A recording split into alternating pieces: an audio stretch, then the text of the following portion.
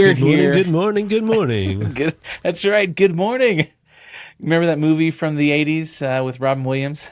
Good Absolutely. morning, Vietnam. Yeah. Sure. Yeah. Yeah. Well, hey, I'm excited for today's guest. We have Ian Campbell on the podcast. He is CEO of Nucleus Research, where he's responsible for the company's investigative research approach, product set, and overall corporate direction, and a recognized expert on ROI and author of The Value Sale, How to Prove ROI and Win More Deals. Ian, thanks for being on the podcast. Mark, Ben, hey, thank you very much for having me on the podcast. Appreciate it. Yeah. Welcome. My son's name is Ian. Are you named after somebody, or are you Irish, or Scottish, Yeah. Scottish, but a couple of generations removed. Although I try to stay in it by drinking as much whiskey as I can. So Nice? Yeah, keeps the blood Scottish. That's cool. So, where are you from? Where did you grow up? So yeah, I'm originally from the Boston area, and I say originally, but really until about 3 years ago, and have been there. And I started a long time ago as a computer science major, Okay. so I'm an old coder at heart. Okay. And have spent more than enough times compiling and creating code over the years, and went on to marketing, and then went on to one of the big research firms, and then left there and started Nucleus in 2000, which I'm told is a long time ago now. So I know, that's what's crazy. I'm thinking like, man, it's 2024. This is nuts. Like 2000 was 24 years ago. Yeah, it was a long time ago, and actually I was reminded of it because I was at a birthday recently, and one of my staff members suggested that we buy a defibrillator for the office, and I think I'll have him killed later. But I thought that was rather gutsy. Yeah, it's like, oh, it's pretty. So when you got into computer stuff, I mean, you're doing like punch cards and Cubase and all that kind of stuff, right? Yeah, no, a little past that. So not that early, but early enough that I do know how to actually code and assembly and all of that. Okay. I haven't done it in a long time, and but yeah, just past punch cards. Although I'm not sure that gets me anywhere. But then really did that for a while, and then went on to kind of marketing, the business side of technology, and again started in the research world. Yeah. So how did you get into the research world? So I'm assuming you were working for other companies or corporations or whatever. And at what point were you like, hey, I think I could do this on my own and make a better living and grow a team and have more autonomy and freedom and all that kind of stuff?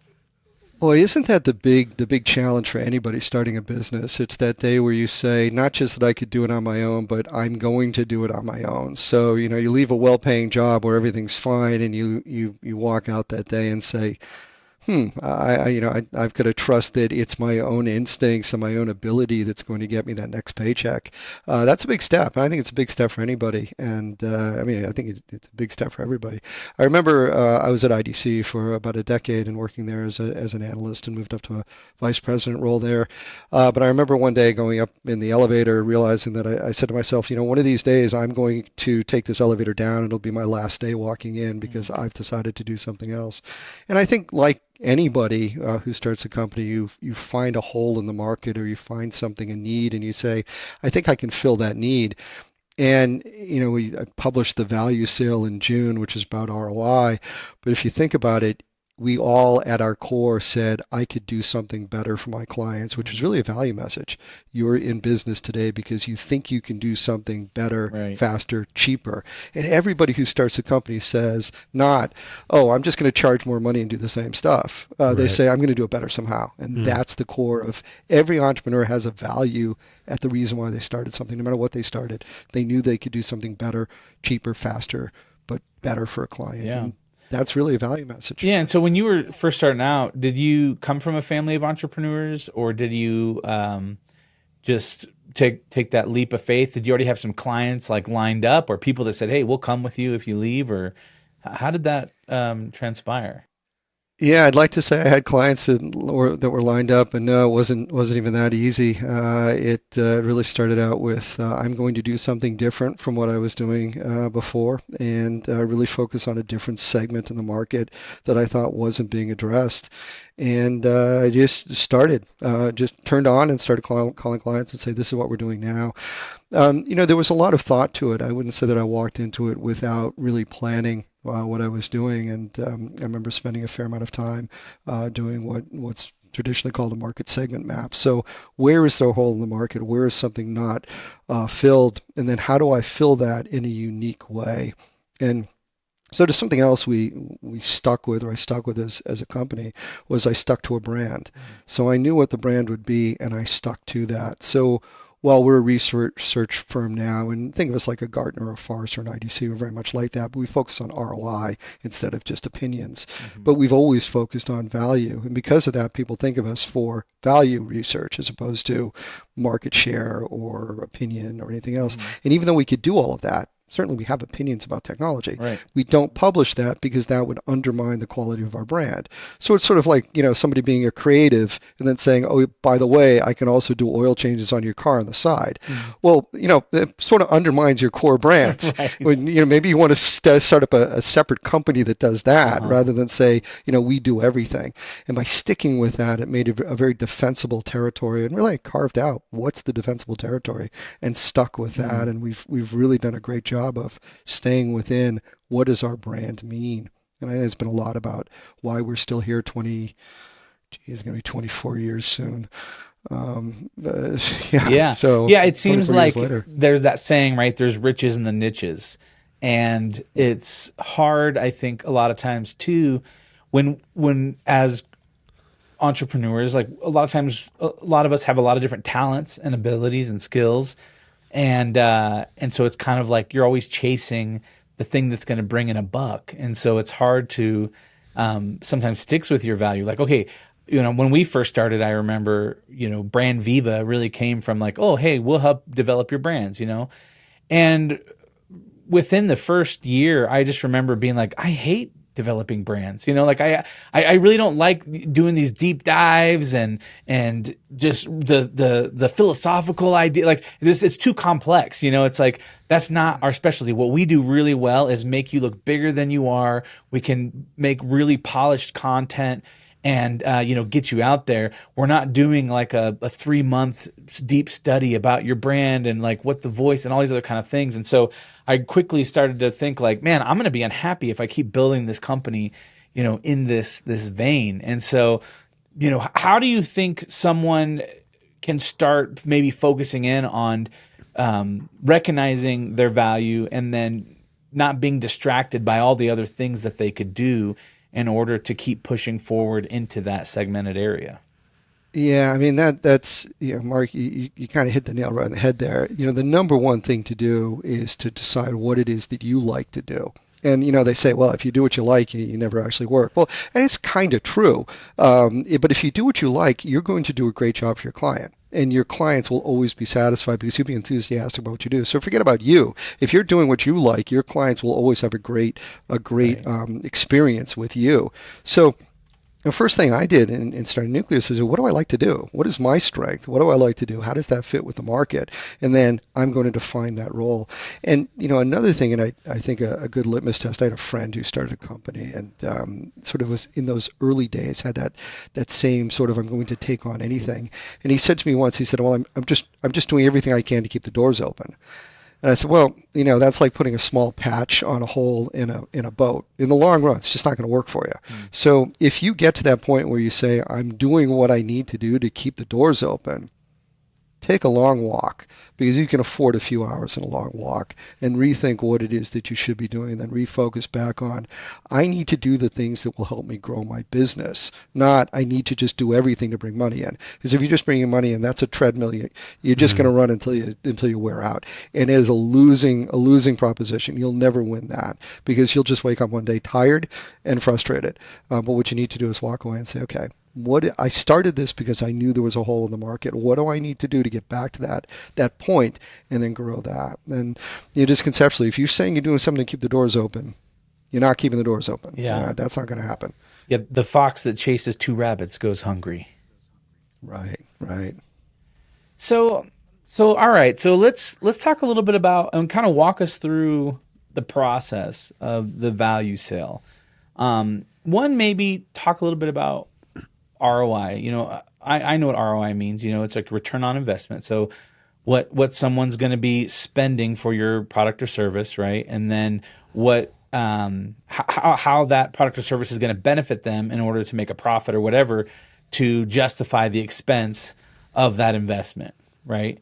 And so I guess can you talk a little bit about ROI and maybe what you've seen or how you see companies think about it, or CEOs or executives, or how they're constantly looking at that ROI metric and like why that's important? Yeah, so I mean, we all talk about ROI. Things have to have an ROI, but sometimes it's easy to get confused about what that means or think it's more than it really needs to be. And I start the book by saying, if I told you you could make money raising baby alligators in your bathtub, would you do it? And we all go, it's the same math, right? We all say, that sounds silly. And then I go, wait a minute. What if I told you $5 million a year? Oh, okay. Well, maybe I might. Okay. I might raise some alligators. Yeah. Okay. It's funny because there's a point where you go, sounds good, and there's a point where your spouse says you're a genius, right? Even if it's the only bathroom you have, even if you can't open it, just say, look, we're going to raise baby alligators. You have to go down the street to the gas station, use the bathroom there. You can't use this one for the next year. And they're thinking you're like the smartest person in the world. Because you did this baby guy. And not only that, you didn't just buy a box load of baby alligators from me. You bought as many box loads of those as you could. And you're probably renting other apartments somewhere to be able to raise baby alligators, because at that kind of return, you're in. And the point here is that, of course, it's an absurd example, right? But the point here is I didn't tell you anything about the product. I didn't tell you it's a great pet, didn't tell you it's fun to play with, right? Didn't tell you it comes in green and no other colors. I told you nothing about a baby alligator. I didn't say, oh, it's an alligator, not a crocodile, totally different. One's a pointy nose, one's round. Told you nothing about baby alligators. But I did tell you you could get value from it. And you, as a buyer, said, I'm in. So I turned the funnel from one where I'm pushing you through that, sort of that old challenger style way of let me get them to the next stage, right? Let me be aggressive. And I turned around and said, if I show you value, you're going to pull yourself through. And it's pretty easy to do that. Now, ROI is a calculation. How do I calculate ROI? Take the initial investment, divide by the net benefit. But let's think about ROI a little bit differently from a sales point of view. I can only do three things for a customer. I can only do three things. One, I can increase productivity. I can decrease cost, or as a byproduct of those two, I can increase profitability. So let's say you're a creative team. And the number one thing you're doing is saying, look, if you go with us as an agent, say, and you don't do it, how much would it cost you to do it yourself? It costs you a lot of money. We're experts in this. We can do this for a lot less money. We'll reduce your cost of doing the same thing because that's our expertise. We're more efficient at that. Ultimately, that's what you're doing. You're reducing their cost of coming up with a new brand design or something like that. If you're delivering a CRM system for salespeople, you say, ultimately, we help your salespeople be more productive because our software helps them to better manage accounts and be more productive. So you increase productivity. So when you're talking to a customer, if everything you say, you can draw back to one of those three things. Because you're working with us, ultimately, we're going to reduce your cost of advertising. Ultimately, we're going to increase your profitability because you'll be able to touch more customers, and we know that a certain percentage of those will convert into sales.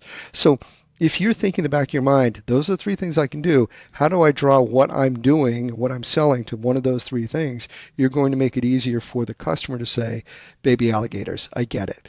Tell me whatever you want, but if you're reducing my cost, I'm in. Yeah. Because that's what I really want you to do. So, it's that kind of very simple. Of course, we can go through the math. What is IRR? What is NPV? What are all these metrics? But at its core, all I'm doing is saying, here's what I can do for you. Let me turn the discussion around from, look, I can create all these creative things, to look at how this turns around and delivers value for you.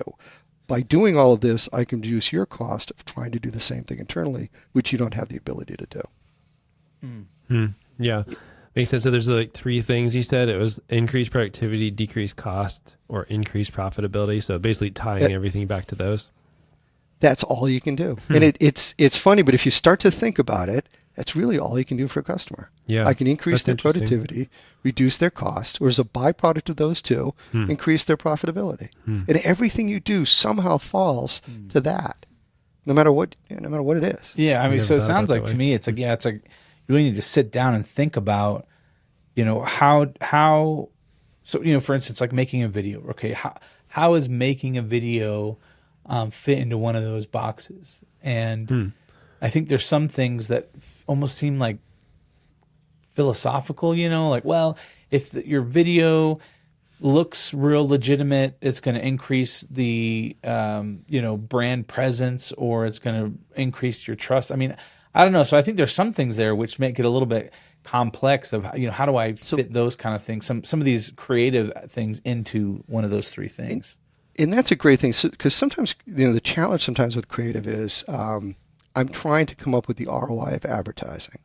And what's the value of advertising? The reality is you really can't do that. You can try to do that. You might do tags and say we can, so many conversions, whatever it is.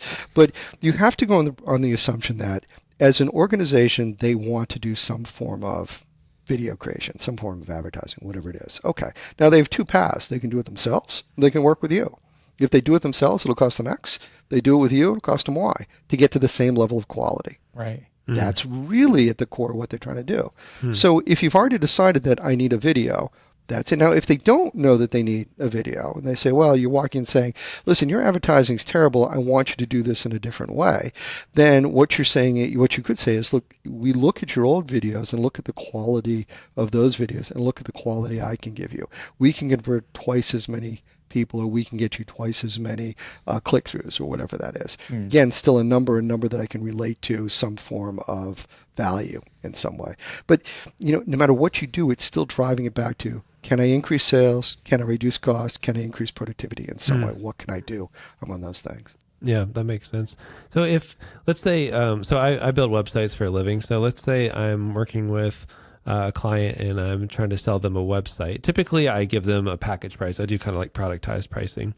But what kind of questions would you recommend? What kind of information should I learn from a client in order to help them know whether investing in us is going to get a good ROI for them? You know what I mean? So it's like things like, should I find out like how many customers they currently have coming to their website, how many are converting, and then estimate like a new conversion percentage, or what are some examples of things I should learn to give them a better estimate? So you realize you've got Ben, you realize you've got two things that you're looking at. So one is why should they do something? Right. And then the other is, why should they do it with you? Right. So think about which question we're trying to answer. Yeah. If they already know they need a new website, right, then the question they're trying to answer is, why you over somebody else? True. And that's really more of a competitive thing. Yep. We can do the same thing at a lower price, right? Because they've already decided. If they're not sure, I don't know if I need a new website, I like the old website, everything's fine, then what is the KPI? What is the metric they're using that has got them thinking about why they should talk to you? Because they're not coming to you with no idea. Right. They know it's what's not working for you today with your website. Well, what do you feel you're missing out on? I'm missing out on conversions. Okay. How could we better help with the conversions? Well, there are too many clicks or this. It's a conversation. Where do you think you're having problems? Otherwise, you're walking to somebody blind saying, I think your website's terrible, I'm going to give you a new website. Right. You can do that. But it's funny. That's called the pain strategy of selling. There's really four different reasons why people buy. One is painful, and I relate that to saying, if you're selling televisions and you use the pain strategy, then what you have to do is every day you call everybody in your city and ask them if their TV's broken. And if it is, then you can sell them a TV. Well, it's a pretty inefficient way to sell them TVs. So the better way is to wait for them to come to you, and they're looking for TV already, to say, here are the different models I have. So which part of the question they add? Are they at the question where they're not sure they need a website, or the question where they're not sure you over somebody else? It would be the second one. Pretty much everybody comes to us, they're already coming to us knowing they need a website, and they're comparing us to a different option potentially. Yeah. Right. And ultimately, that's a cost question. Because ultimately what they're saying is, it's going to take me X amount of days to get this website up at whatever Y cost. So how are you cheaper, essentially, for the same level of quality in some way?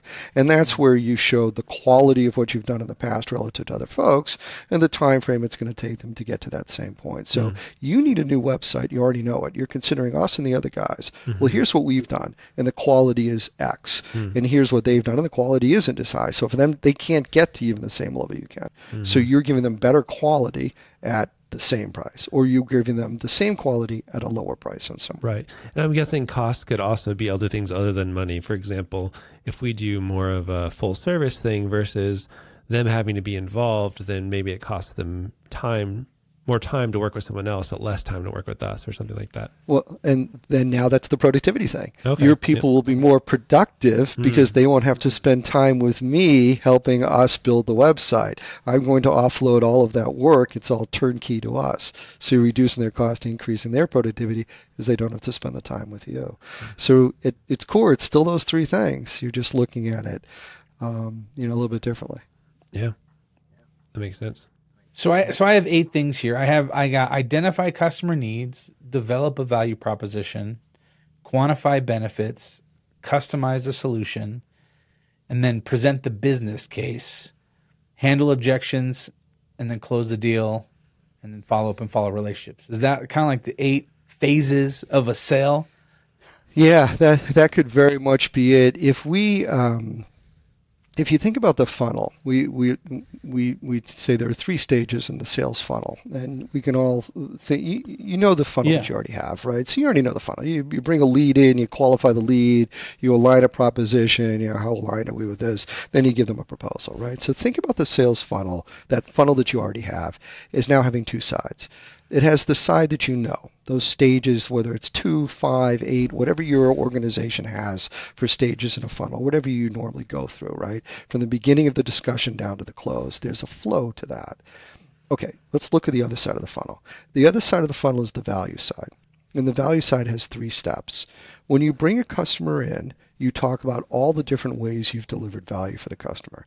So, I know that you've just called us. Here are the 5 different things we do for customers. We build websites. We help them with microsites. We help them with integration with their existing site. We do all the creative work. We do branding, whatever it is, right? So here are all the different things we do and how we've helped other people. Now we go to the next step. Well, I'm thinking about a new website. I need it integrated. Okay. Here are other people like us, like you, that we've worked with that have done the same thing. So you already have references. They're already great references. When you talk to your references now, talk to them about how did the website help you? This new website, we'll stick with this as an example. How did this new website help you? Well, ultimately, we increased the number of hits. We increased the number of conversions. What are those metrics that your existing customers already got out of it? Because those references are your most valuable product, most valuable marketing product, right? So now that's step 2, right? So we've talked about all the different ways to deliver value. We've gone to here are some references like you that have achieved value. Step 3 is how will you get value? Here's what it's going to cost. Here's how I'm saving you money relative to what it would have cost you to do that. So think about those 3 phases. As you go through the funnel, make sure you're answering those questions at each stage. Don't just get to the bottom and say, oh, right, I need to help you with ROI. Yeah, it's only going to cost this and it should be cheaper. That's not the way you talk about value. The way you talk about value is start at the beginning of the discussion with all the ways you deliver value, other people like them that have achieved value, how they will achieve value. Those are the 3 stages that you want to go through. And of course, there are different ways. How do I build an ROI case? How do I identify the benefits? All of those things are sort of within each of those stages. But a big concept, you can talk about those 3 stages and think about that. And don't go to the next stage without making sure you've talked about that value statement, broad sense, more like them, and then for them. So one question I would have, so when I think about ROI, I think about the concept of, as an example, websites again. If I tell the customer, hey, it's going to cost you $10,000 for this website, and I know that each time they get a new customer, their value is averaged at, let's say, $5,000 per customer. So it's like, hey, over the next year, you could pay off your website if you get 2 new customers, something like that, right? Right. Do you feel like it's necessary, me as a business owner, to make a promise to them of, hey, this is what you're going to see from this? Or do you think it's enough? Because this is what I typically do, is it's similar to what you said, which is show past examples. Say, hey, I cannot guarantee results, but let me show you similar people and other examples, and here's the results that they saw. Like, do you know what I mean? So do you feel like it's necessary to promise them, here's what you are going to get when you invest this? Or do you think just showing examples is good? Or how would you handle that? Yeah, showing examples is good, but you're doing exactly the right thing, which is you're talking about payback and not ROI. So here's a really strong thing. We talk about ROI all the time. And of course, the book is The Value Sales about ROI. Everyone talks about ROI. But the real strength is payback. If we bring in a customer a month, you will cover the cost of this in 3 months Mm-hmm. with an ROI of whatever the number is. Yeah. So, and I'll tell you, if I tell you that the ROI of something is 300%, you go, okay, my intellectually, I know that's good. Mm-hmm. If I tell you the payback is 4 months, you feel it. Mm. You know what that is. You know, oh, 4 months, I've covered my costs, right? Yeah. So you're doing exactly what you did. You're doing what's called, you take a worst case example. If, in the worst case, we only bring in one more customer a month, you'll still cover the cost of this effort within 3 months. Yeah. That's a powerful statement. That makes sense. And you're kind of saying if scenarios. You're not guaranteeing, hey, this is what's going to happen one way or the other. But, hey, here's a scenario. Usually we see better than this. But let's say it was this. Then you're still going to cover your cost in 6 months or something. So the way I would say it is we would say expected case, worst case. We expect you to cover your cost in 5 months. Worst case, it'll be 10 months. Don't ever say best case because nobody believes that anyway. Right. So just say expected. We expect. The accurate but not overstated. That's what we're looking for. But in the worst case, if everything goes wrong, you still cover your cost in X amount of months. So by taking that, you take the risk away because especially today, while I want to go for that home run, today, in this environment, I want to cover my costs. Yeah. So the typical person is looking to make sure they're not going too far out on a limb. And that decision is based on minimizing the downside as opposed to maximizing upside. And things like payback helps them understand that, okay, worst case, 5 months from now, I've covered the cost of this project. I'm still good. Boy, that feels great, especially when people are in an environment where they don't want to spend money. So, and then you can say mathematically, look, then here's the great thing. They come back to you and say, you know, the website we have now, it's fine. It's not broken. It's working well. Maybe I'm going to pass on that. Okay. But you can cover your costs in 4 months, 5 months, whatever it is, and then you're up. Yeah. It's a pretty good thing to do. And you can also say the website that you have now, even if you just built it 2 years ago, that covered its cost. Those costs were covered months ago, years ago maybe. So you're mathematically, you're fine continuing forward with our new effort because that will further boost your profitability, further boost your conversion, whatever it is. Yeah. So think about taking that approach of, worst case, if we can convert one more person on your website and the average profit is Y, means we're going to cover the cost of this project within X amount of months. So a great minimizing risk strategy as opposed to the ROI is 300%. Yeah, I don't know what that means. Yeah, that makes it so much more practical. I love that. And so if I was going to say that, I know I'm getting into some details here, but I think it's helpful for me to understand, hopefully some people listening as well. But I think that when I think about, okay, let's say people are, somebody's spending $10,000 on their website, and I'm like, okay, I know that they're easily going to get a new customer per month, and each of those is worth, $5,000 to them. How do you determine what that customer is worth? Is it the gross amount that they pay to that business, or is it what you said, which is like the profit? So let's say that their customers pay them $5,000, but they only get to keep $2,000 after labor costs, after whatever. Is that how you measure value and say, okay, really you're getting $2,000 per customer because that's your profit, so it'll actually take you 5 months to recover $10,000? Is that how you think about it, or do you not get that nitty gritty with it? Yeah. So there's two ways to approach this. Yeah. One is the accounting math way. And Okay. you're right. What I really need to look at is profitability. Okay. So a good thing to do is not talk about revenue because we know we're going to make you $10,000 more, but that doesn't mean nothing to me. The only thing it means to me is how much am I making in profit. So you could ask, what's your typical profit margin? Or on a new customer, how much more profit do you get? Don't even bother talking about revenue because it doesn't help them understand how long. But the other thing you can do is just ask them, how many customers do you think we need to bring in? And a good way to say this is, here, let me give you an example. It talks about, we talk about benefits. And if we talk about benefits, we usually talk about benefits as hard and soft. And I want you to just keep this in mind. Benefits are always direct and indirect. Never talk about them as hard and soft. So just don't use soft as a word when you talk about benefits, because then people say, well, I don't count soft, and now you're in trouble. Now you hurt your deal, right? Yeah. So just don't do that, and you won't hurt your deal, right? Yeah. Just don't mention it. Just say, hey, they're direct and indirect. Then nobody says hard and soft, right? Okay. So, but you should think about benefits as really being 4 kinds of benefits, and here's what they are. We call them first, second, third, and fourth.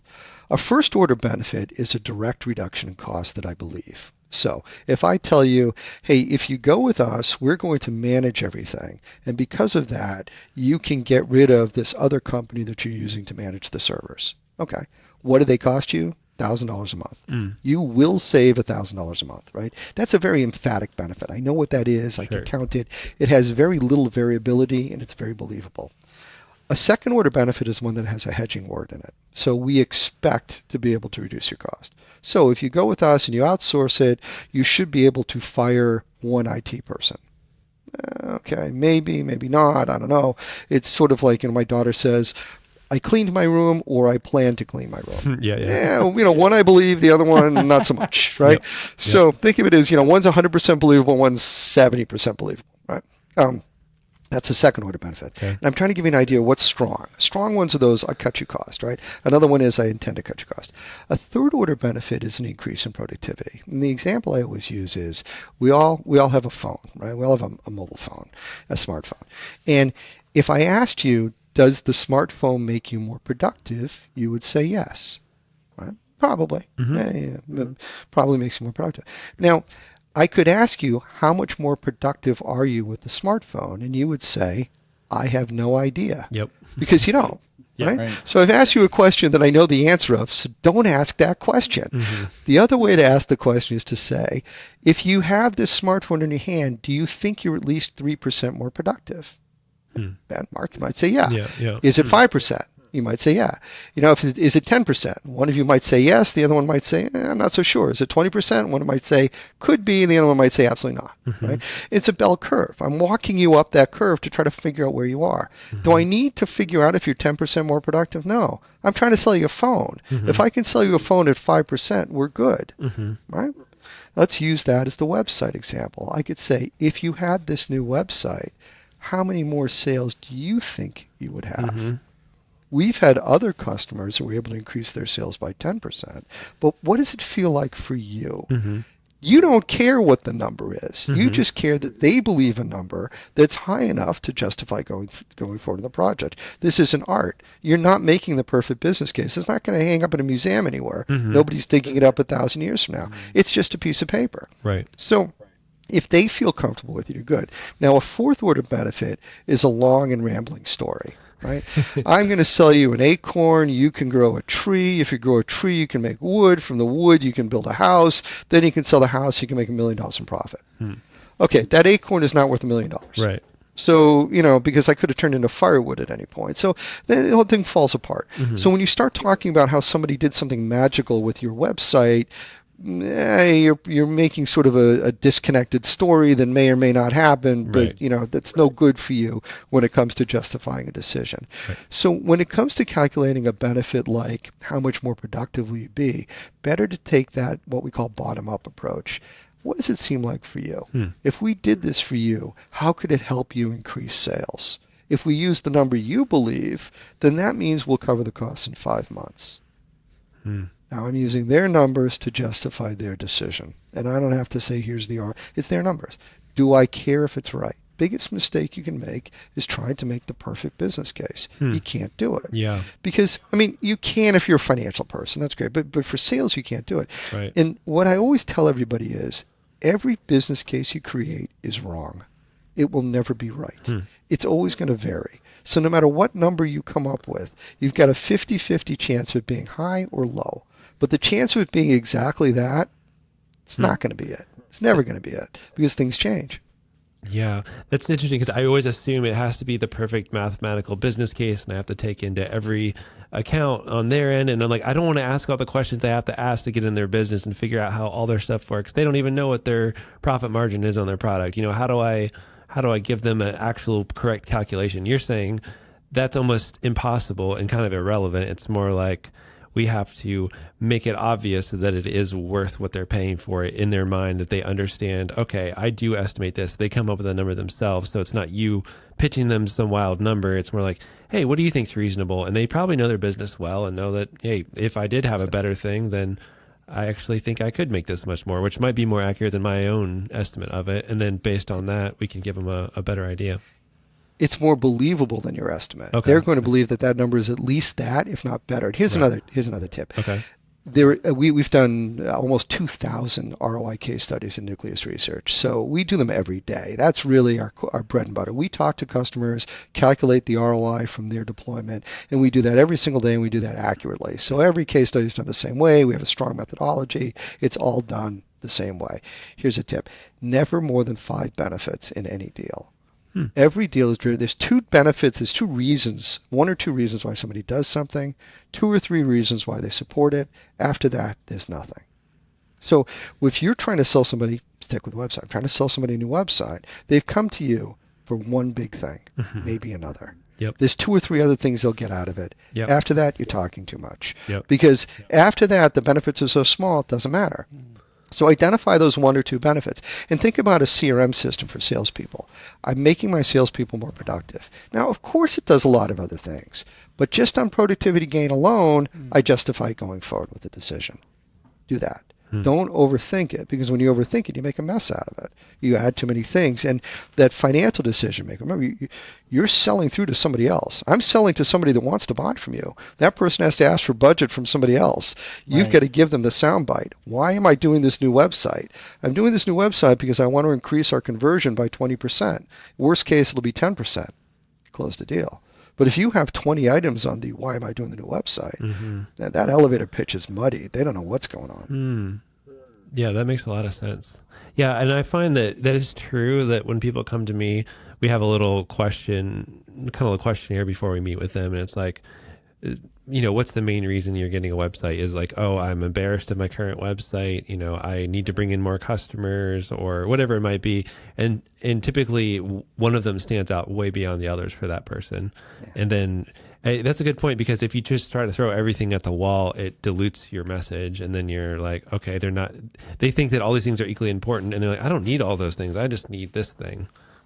Right. And you can also ask it a different way. You can say, if a year from now you look back on this project, what's the one big thing you wanted to accomplish out of this?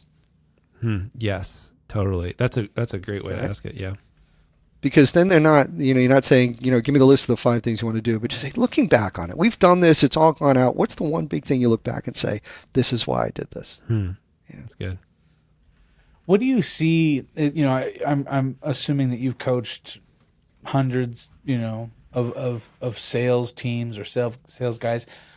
What is one of the biggest pitfalls that you see people making, in a sale that goes south?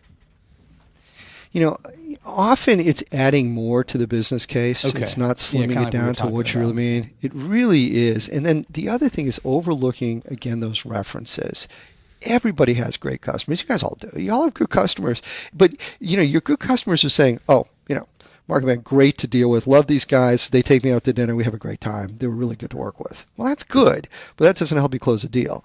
Next time you're talking to your reference, just say, what are the 2 big metrics? What are the 2 things I really did for you, or this really did for you? Did we reduce your cost? Did we? Are your customers more satisfied because they have the better experience? What is the thing that we did for you? And that feeds back when you use them as a reference. So cultivate those references you already have. I mean, we do it with our own customers here at Nucleus. We just say, looking back a year later using a case study, how did that help you? Now, one of the things we have is they say, oh no, it doesn't help at all, because they don't want us to charge them more the next time around. But the reality is we hear back, oh yeah, we use you all the time. We hear from their sales folks. And that helps to say we've helped drive deals. I was sitting next to somebody who, one of my clients, we were at a conference.